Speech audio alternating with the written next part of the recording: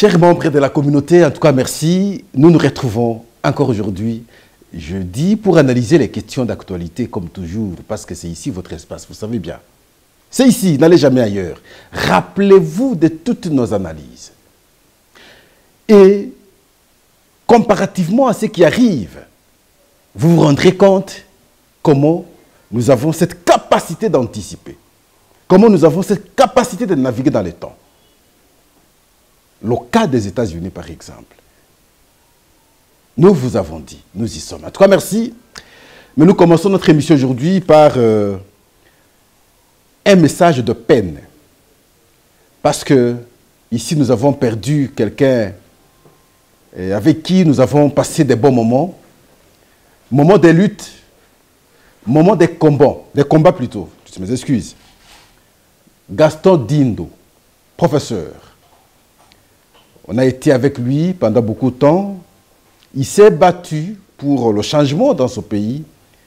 Et voilà, il a rendu l'âme. Prof Gaston Dindo est parti. Et c'est comme ça que nous évoquons souvent la pensée d'Héraclite d'Éphèse. Tout coule. En tout cas, rien ne demeure. Tout passe. Il est parti, c'est le chemin de tout le monde. Aujourd'hui, c'est son jour. Et demain aussi, c'est pour tout le monde. En tout cas, merci. L'information, d'ailleurs, ce n'est plus une information parce que tout le monde est informé. Il s'agit d'un petit rappel. Le retour de Donald Trump à la Maison-Blanche aux États-Unis. Nous avons estimé à travers ce plateau qu'il ne serait pas conséquent qu'un démocrate soit élu. Ça, c'est nous. Pourquoi nous disions à son temps que beaucoup de lobbying rwandais collaboraient directement avec les démocrates. Il est vrai, certes, la politique étrangère américaine ne change pas. Il est vrai que lorsque Obama est noir, pour la toute première fois est élu, beaucoup d'Africains avaient dansé. Mais c'est pendant le temps d'Obama qu'on avait tué Kadhafi. Simplement parce qu'il avait une position autre que l'Occident. Il voulait une organisation de l'Afrique indépendamment de l'Occident. Et vous savez, l'Occident dépend pratiquement de l'Afrique. Lâcher l'Afrique de cette façon, ça ne passerait pas. Et parce que Kadhafi avait des idées d'organisation, de l'indépendance, et voilà, il a fallu simplement les faucher. En France, il y avait Nicolas Sarkozy. Aux États-Unis, il y avait Obama. Une décision est tombée. Il fallait qu'il meure. Il fallait qu'on le tue. On l'a tué. Et donc, ce n'est pas parce que Trump, aujourd'hui, fait son retour à la Maison-Blanche que l'Afrique doit danser. Non, mais simplement à travers ses points de vue. Lorsqu'il dit qu'il ne va pas se comporter comme les autres se sont comportés ici, grande puissance, il faut mater tout le monde. Non, mais quand vous matez tout le monde, les autres vont vouloir maintenant s'émanciper. C'est comme ça que nous avons le cas des BRICS et le reste. Ils vont vouloir s'émanciper. Dans cette émancipation, il y aura maintenant concurrence, on risque maintenant de faire tomber aussi. Mais lui pense qu'il faut autonomiser les pays. Pour ça, pour nous, en fait, c'est essentiel. Alors, s'il va respecter sa parole, ce serait une bonne chose. Mais simplement, il a beaucoup de défis.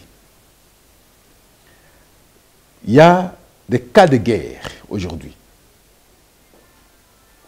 La question économique dans son propre pays, la barre a été mise très haute par les démocrates, même s'il y a inflation. Mais il faudrait qu'il garde cette barre. Mais lui a dit, vous allez me supporter au début, je serai un peu dictateur. Parce que simplement, la question de l'immigration, il ne veut pas supporter. Immigration illégale, bien entendu. Et ce sera son combat dès le premier jour, c'est le Trump. Et pour le reste, nous allons collaborer, comme avait dit aussi notre président, saluant l'élection de Donald Trump. Il a estimé que la République démocratique du Congo sera disposée à pouvoir collaborer avec le président américain élu normalement, sans contestation, une victoire reconnue même par son adversaire, ce qui est bon. C'est cela l'élégance. C'est une leçon d'ailleurs qu'on a administrée à Donald Trump lui-même, parce que lui, lorsqu'il avait perdu, il n'avait pas reconnu, en tout cas, le résultat. Mais cette fois-ci, les démocrates l'ont prêché, en tout cas, par un comportement, en tout cas, démocratique. Et c'est cela, les États-Unis. En tout cas, merci. Il sera installé le 20 janvier.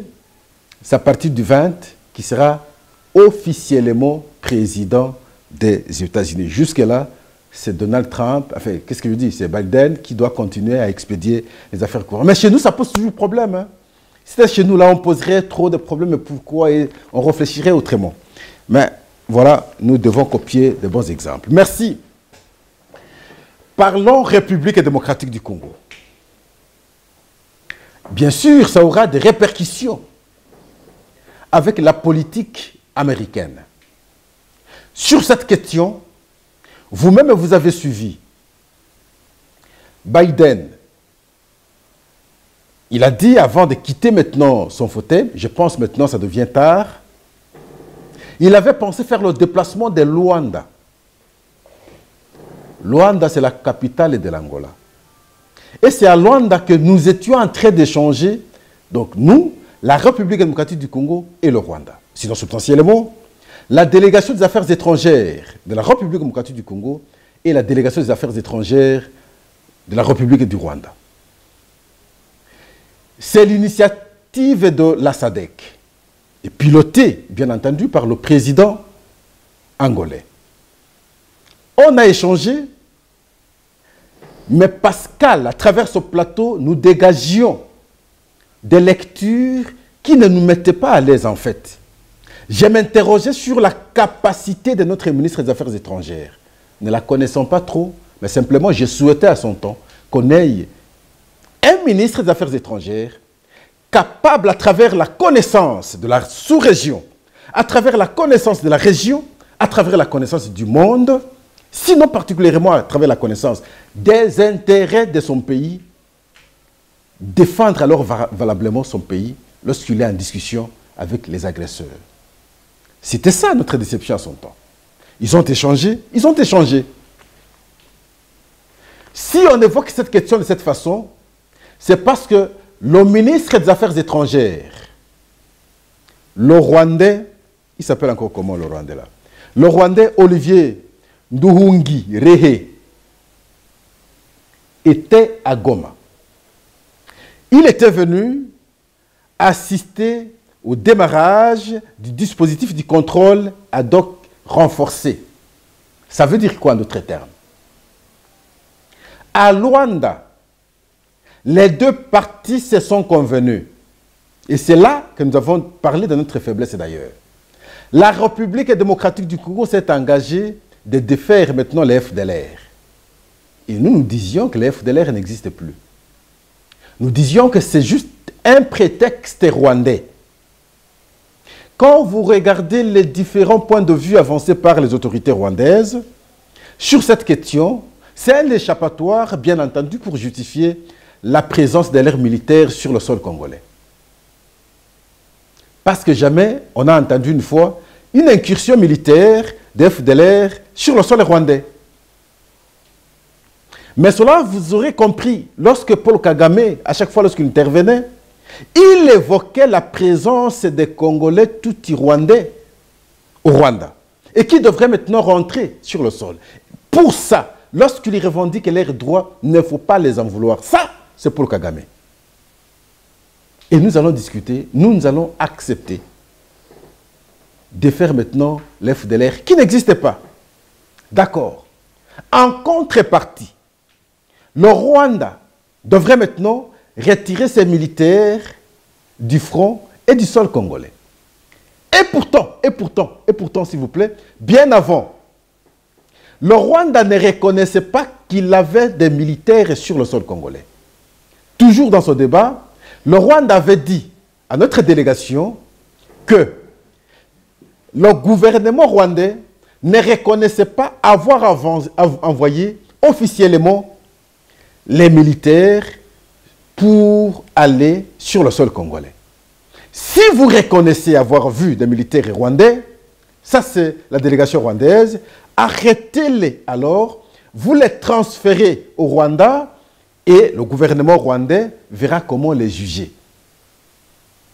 Et nous nous sommes dit, je disais, mais finalement, ça c'est blaguer avec les gens. Comment nous sommes en guerre avec eux? On va les arrêter pour les renvoyer comment? Et pourtant, nous savons bien que le M23, c'est une fabrication rwandaise pour chercher à atteindre ses objectifs. Les objectifs du Rwanda sur le sol congolais, c'est l'occupation des terres. Et c'est cela. Quand vous analysez les différents discours avancés par principalement Paul Kagame ici, vous allez comprendre. À un moment, il dit, c'est un conflit congolo-congolais. Ce qui se passe aujourd'hui en RDC, c'est le désordre de l'administration, de la gestion du pays. Ça n'a rien à voir avec le Rwanda. Mais aujourd'hui, accepter échanger avec la République démocratique du Congo sur cette question, de cette façon, accepter finalement désarmer les militaires rwandais, c'est ce qui voudrait dire en d'autres termes que le Rwanda a reconnu officiellement qu'il a envoyé ses militaires sur le sol congolais. Et cela, ça s'appelle agression. Mais lorsqu'il s'agit de l'agression, comment on négocie? Comment on négocie une agression? Comment trouver solution à une agression? Et les États-Unis ferment l'œil, l'Union africaine ferme l'œil, même si c'est par la SADC, mais c'est une acceptation tacite du Rwanda. Une acceptation tacite du Rwanda sur son agression en République démocratique du Congo. Et voilà, il se retrouve au Rwanda pour démarrer finalement son dispositif de contrôle. Ils vont veiller sur la manière de défaire maintenant le FDLR parce que nous avons accepté comme tel. Ils vont également apprécier la manière de désarmer les militaires rwandais qui sont sur le sol congolais. Voyons sur l'image, il ne faudrait pas que ça crée des cassures parce que vous voyez là, la lumière nous cause un peu du tort et ça va, ça revient. Et donc, c'est là le problème. Comment bien veiller? Mais le constat pour Pascal, question de regarder l'attitude du ministre des Affaires étrangères rwandais. Je parle du ministre. Satisfait, content, comme s'ils ont atteint leur objectif. Parce que leur objectif, c'est dans cette piège, comment nous serons à mesure de défaire le M23 avec le FDLR.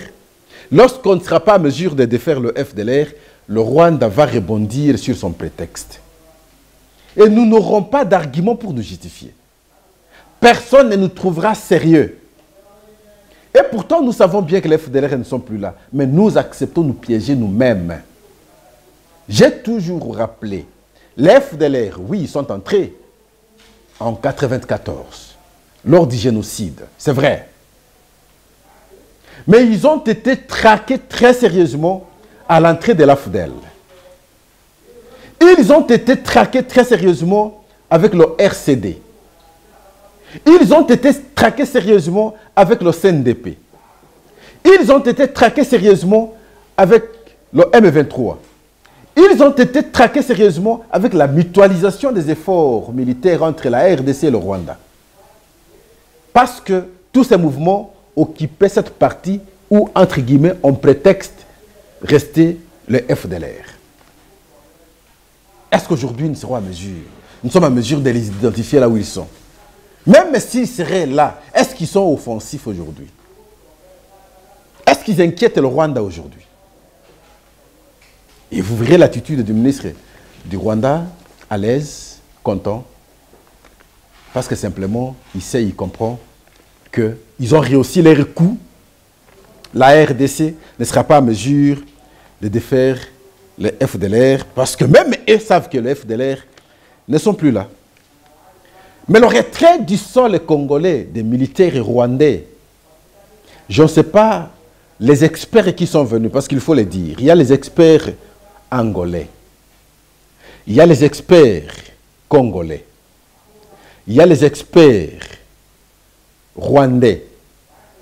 C'est en synergie qu'ils vont travailler sur cette question pour trouver solution d'un côté au désarmement des FDLR, de l'autre côté au retrait et désarmement des militaires rwandais sur le sol congolais. C'est comme qui dirait alors si les engagements seront respectés, ça veut dire que la guerre prendra fin. Mais Pascal, je ne suis pas là-bas. J'ai l'impression, et je peux me le confirmer, chers membres de la communauté, nous sommes ici, on va revenir quelques temps après, naviguons dans le temps. Vous allez vous rendre compte que c'est une façon indirecte de sécuriser les parties jusqu'ici occupées par le M23.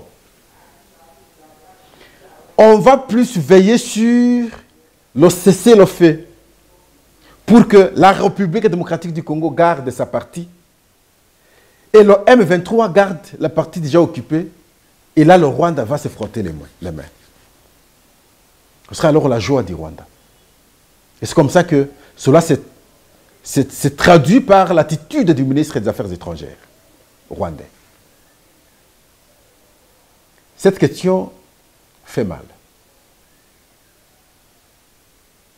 Parce que je ne vois pas, comme qui dirait en d'autres termes, tout ce que le Rwanda et le M23 fait comme des déclarations ici était faux. L'important était juste le désarmement des FDLR, c'est tout. Donc, ils prenaient les armes pour le désarmement des FDLR. Ah non! Ne soyons pas naïfs jusqu'à ce niveau, s'il vous plaît. Ils ne prenaient pas les armes pour désarmer les FDLR. Ils prennent les armes, c'est pour avoir vos minéraux. Ils prennent les armes, c'est pour avoir vos terres.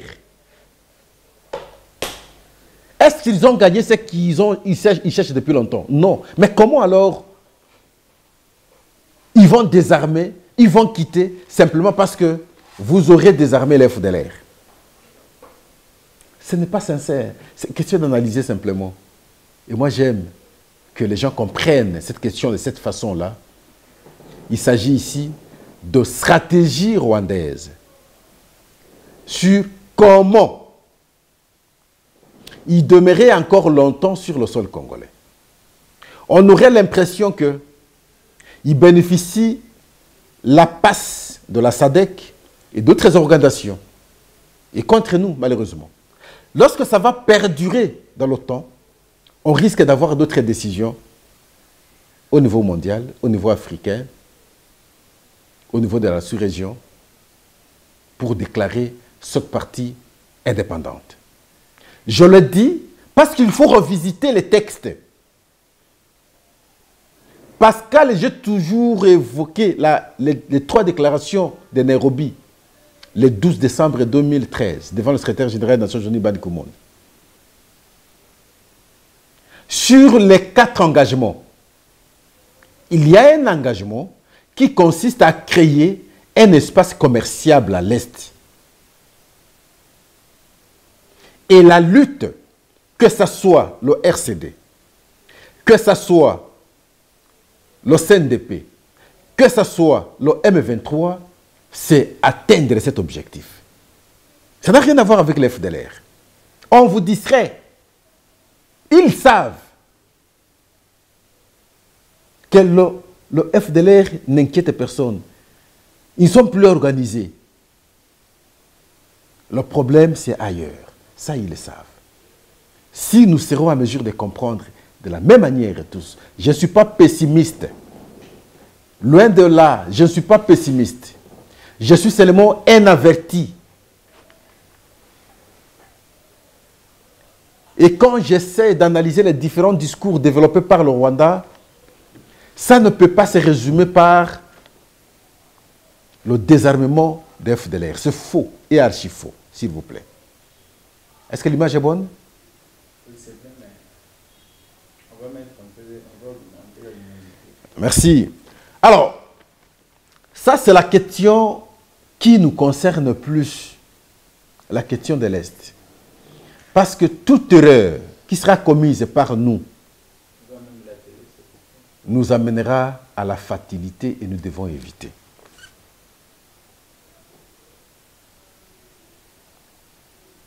L'autre question, c'est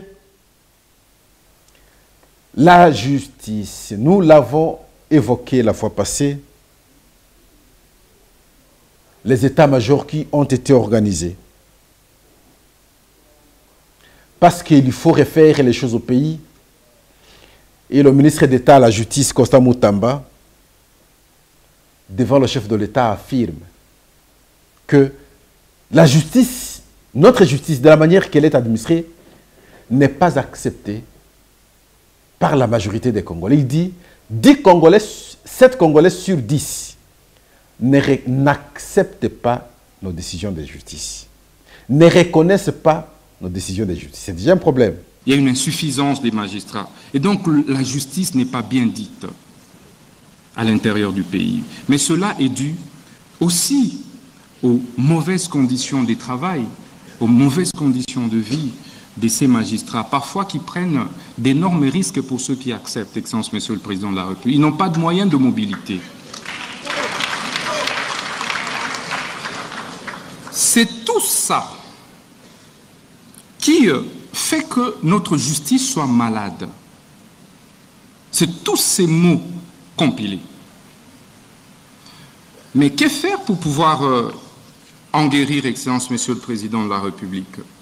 Mais il faut discuter, il faut un cadre pour échanger. Il faut se regarder dans les yeux. Pourquoi? Parce que seule la justice élève une nation. Je dis, Excellence, Monsieur le Président de la République, la justice est la colonne vertébrale d'un État. Ça devrait être le premier pilier de l'action gouvernementale. Quels que soient les efforts que l'on puisse fournir dans les secteurs de l'économie, dans les secteurs des finances, quelles que soient les réformes que l'on puisse opérer, tant que la justice est malade, rien ne marchera, Excellence, Monsieur le Président de la République.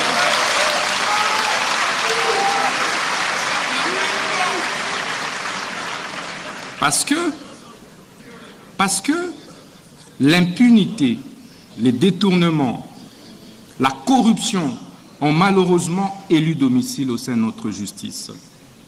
Et il sera ainsi difficile de pouvoir impulser le développement de notre République sans toucher de fond la réforme de la justice. Donc, il nous faut du courage, il nous faut de l'audace, puisque nous n'avons que ce pays, de nous regarder en face et de nous dire les problèmes c'est à tel niveau et la thérapie est là. Et accepter que cette thérapie soit administrée de manière ferme, claire et sans faille, Excellence, Monsieur le Président de la République.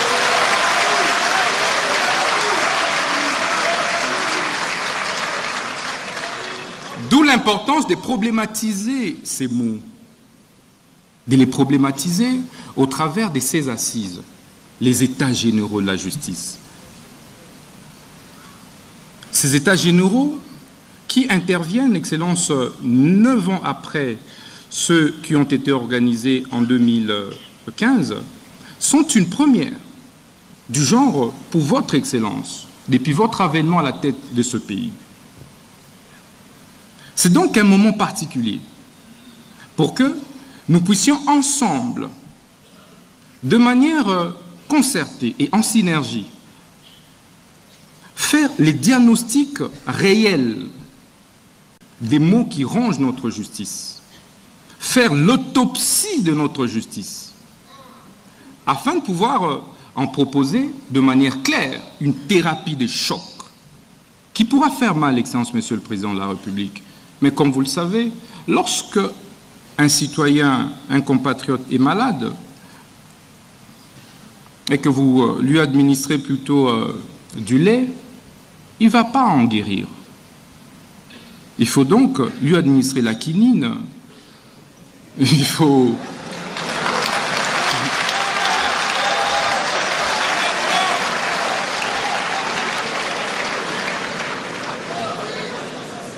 Excellence, Monsieur le Président de la République, lorsque vous avez une plaie et que vous mettez du sucre sur cette plaie-là, elle ne va pas guérir.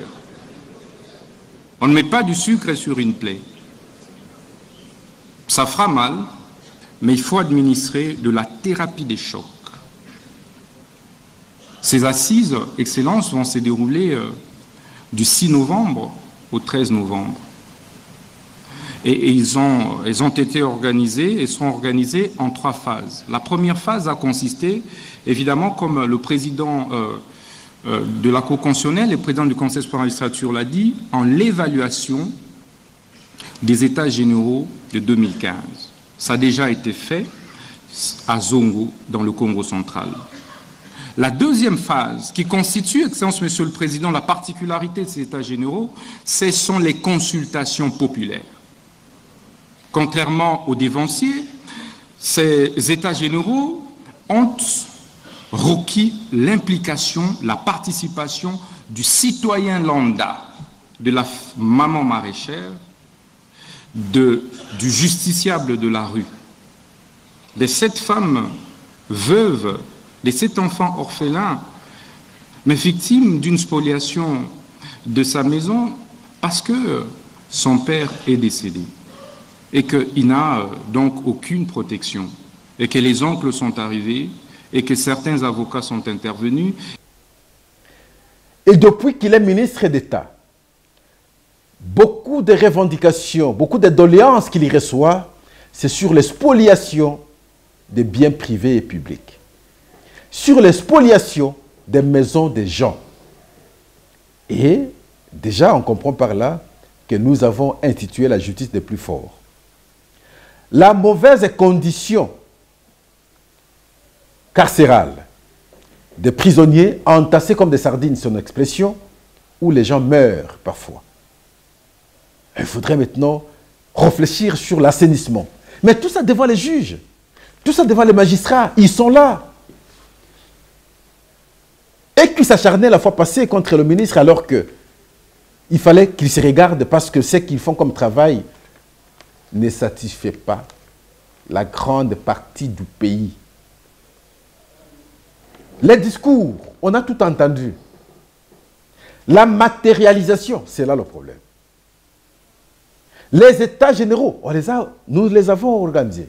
En 2015, on avait organisé. Je vous parlais la fois passée des 350 résolutions. Sur les 350, c'est centaines seulement d'applications. Cette fois-ci, jusqu'au 13, qu'on va clôturer, on prendra des résolutions. Mais c'est l'application. Et Pascal, j'ai dit, tout ça n'aura des solutions que lorsque l'État prendra alors en charge normalement les magistrats par un bon paiement conséquent. Et lorsque nous serons sérieux aussi dans le recrutement, afin de n'avoir que des gens sérieux qui ont normalement étudié avec une probité morale acceptée. Et ceux-là pourront maintenant se distinguer à travers leur travail. Voilà. C'est la question qui nous a plus intéressés. C'est la question de l'Est, tout en interpellant Mme Thérèse Kayikwamba. C'est elle, notre ministre des Affaires étrangères. C'est une dame, oui. J'ai vu les États-Unis refuser d'élire une femme à la présidence. Visiblement, c'est le refus. C'est le refus. Et moi aussi, Pascal, je pense que, oui, je respecte l'intelligence des femmes, elles sont très intelligentes. Très, très intelligentes. Mais l'agressivité, je crois que les femmes sont très douces.